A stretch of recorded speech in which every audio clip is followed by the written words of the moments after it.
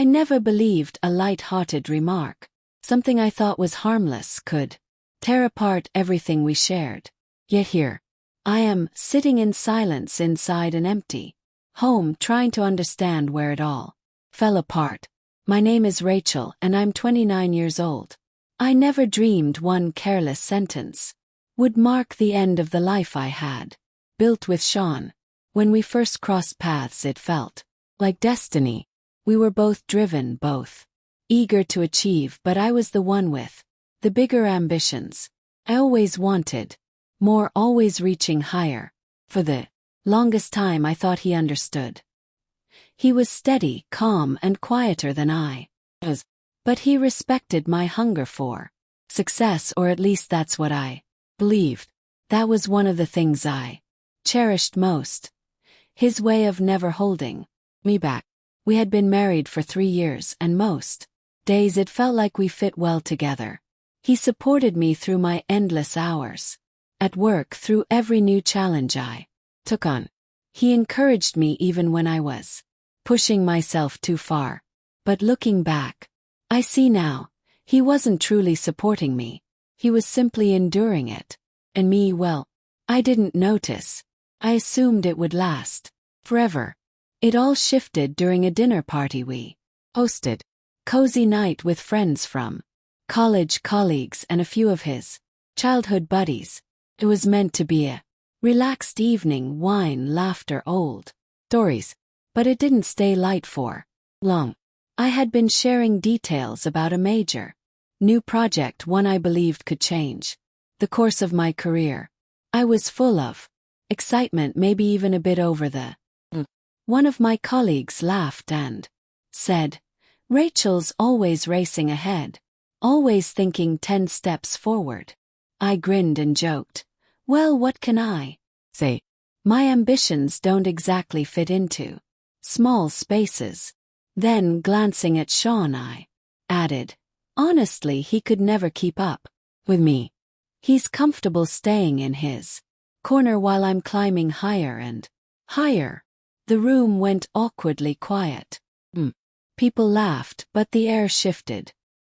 Looked at Sean, waiting for his usual easy smile. Instead, his face was set, his eyes sharp, and for a second I saw something new there. But he stayed quiet, just forcing a small smile and adjusting in his seat. I carried on talking, but the atmosphere was different. Later, after everyone had gone, the tension between us was clear. He helped clean without saying much, barely looking at me. Finally, I asked, "What's wrong? You've been distant." He paused, setting a plate in the sink.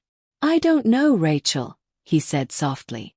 "Maybe it's because every time you talk about your goals, I feel like I'm just a side piece, like I'm not actually part of where you're heading." I blinked, confused. "What do you mean?" He drew in a breath. "You're right. Can't keep up with you. And maybe I don't want to anymore.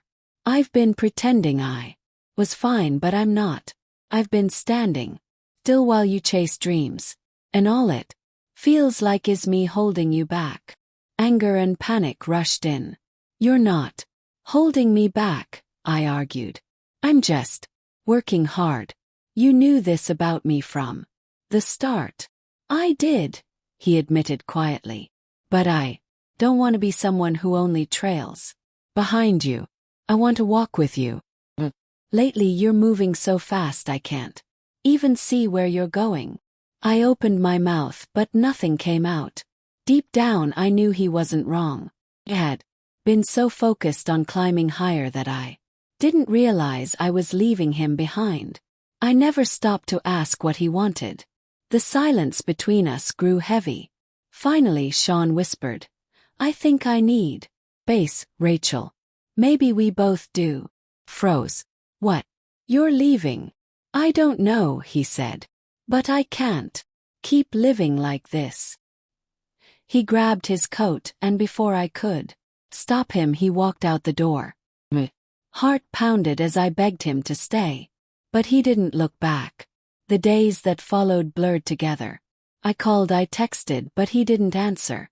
When I went to his place, his roommate told me he had already packed and moved away. That was when the truth sank in. My thoughtless joke had cut deeper than I ever intended. I had lost him. It's strange, isn't it? The things you assume will always be there can slip through your fingers so easily. Thought. My ambition made me stronger. But real strength isn't about racing ahead alone. It's about walking forward together. By the time I learned that, it was too late.